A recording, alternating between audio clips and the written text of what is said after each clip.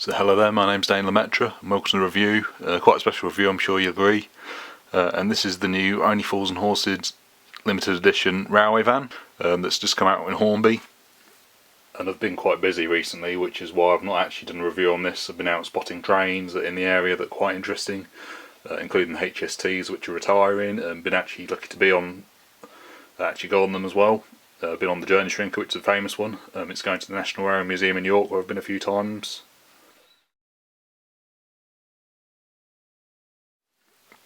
And as you can see, it's yellow here, and it's not the Only Fools and Horses products that I've got. I've got the DVDs of all the episodes, and obviously the feature episodes as well.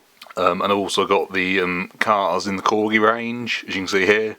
Anything that's sort of Only Fools and Horses alike. And this year is quite a special year for Only Fools and Horses, because it's 40 years since it first aired on TV. It'll be 40 years in September.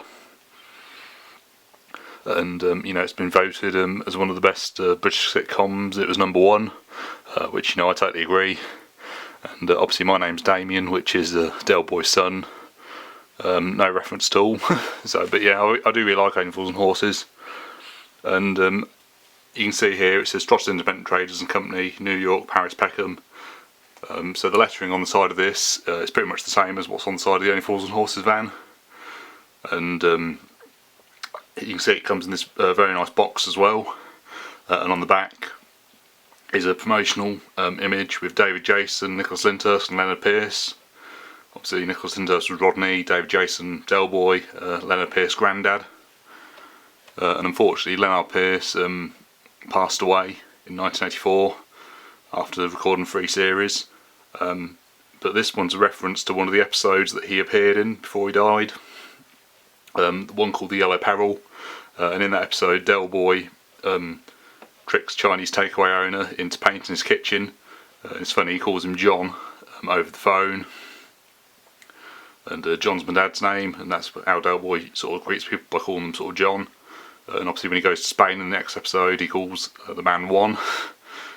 But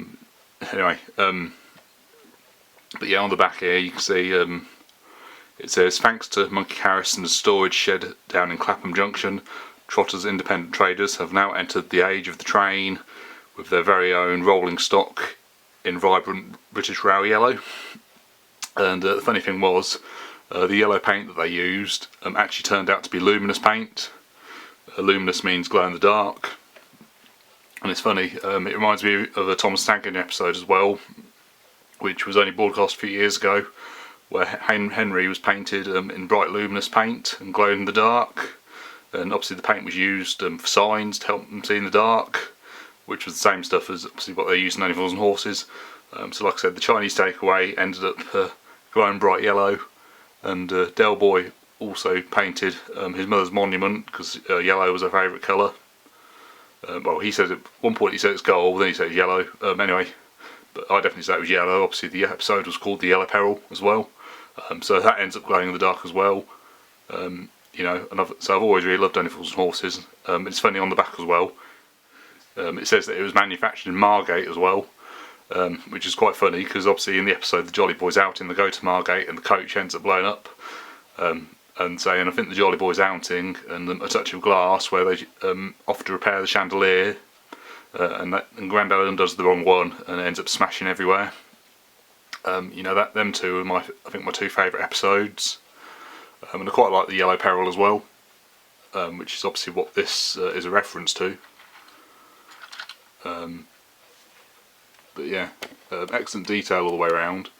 I would say though that I think this is very, very lightweight, but it's got metal wheels, which is quite nice. And I love sort of any sort of Hornby wagon they've got that has got logos on it, a lot of brands and things like that. So yeah, this is absolutely superb. And yeah, it's got a black roof there, and same on the other side. But yeah, it's superb wagon I think all round.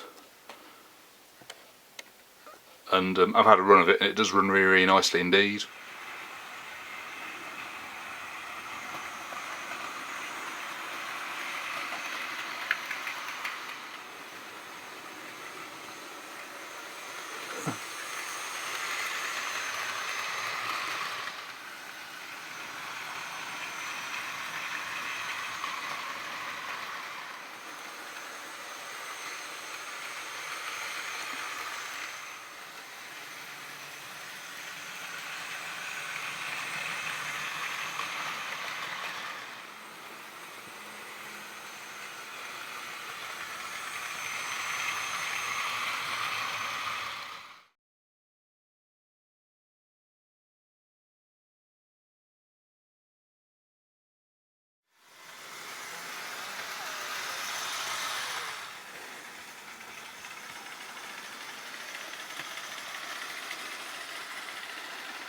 And as I was mentioning a minute ago, I was mentioning obviously when they go to Margate and the coach blows up, that's also available in the Corgi range.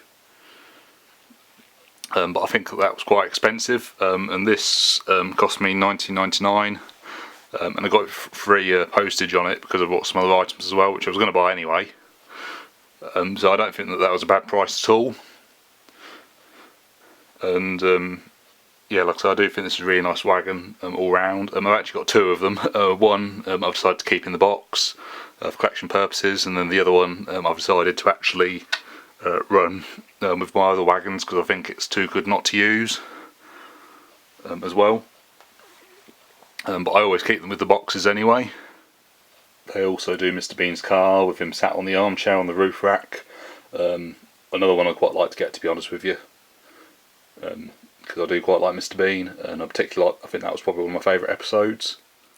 And Only Fools and Horses was created by a man called John Sullivan. Unfortunately he's passed away now, and unfortunately a lot of the cast members in the show are no longer with us, unfortunately. However, when the fact the show's almost 40 years old, it's not really much of a surprise really. And there was an article as well a few years ago where Lennard Pearce, who played Grandad, said that he met Hitler. And like I said, unfortunately he passed away in 1984, but Uncle Albert was brought in as a character. And I see some other people saying who was best, Grandad or Albert, and personally I like them both for different reasons. And it's a shame we never actually saw them in the same episode. However, they were actually in a drama together on TV. It was called Shroud for a Nightingale. And that before, but they weren't actually in the scene together, I don't think, on this drama. And I bought this at the end of last month in April, but I've only just got around to reviewing it really. And so I think Hornby have done a really good job on it, and I'm really happy to have it in the collection. It's quite a nice sort of, I suppose, gimmicky sort of wagon to have to your collection if you're only Fools and Horses fan. And as well this year, like, they've brought out stamps and things like that as well, and I haven't actually got any stamps. I might do. Like I said, I've got lots of other Only Fools and Horses things, but unfortunately you can't have everything. But you know, I'm happy to have what I've got. And I actually thought these would sell out quite fast, but they haven't. There's still some available. I don't know why that is. Maybe it's because not many people do model railways or something. I'm not really sure, to be honest with you. And a friend of mine, he said to me it'd be funny if you actually made a little tank engine called Del Boy to go with it. I think the closest you get is there was obviously a train in Thomas called Derek, who was a diesel. Unfortunately they don't make him, but you could probably make your own. Obviously Derek was Del Boy's actual name, because that's what Del Boy was short for, Derek. Derek Trotter. But yeah, I think this is what you could call a lovely jubbly wagon, and you're definitely a plonker not to buy it. So yeah, I definitely recommend you buy it if you can. A really nice wagon all round. I really like it. Can't really find much fault with it really, because it's not really based upon anything, but like I said, it looks very good and close, almost as opposed to the Only Fools and Horses van which I've got, and obviously in the TV show and that, and the lettering's all the correct like font and everything. Anyway, thank you very much for watching. Goodbye.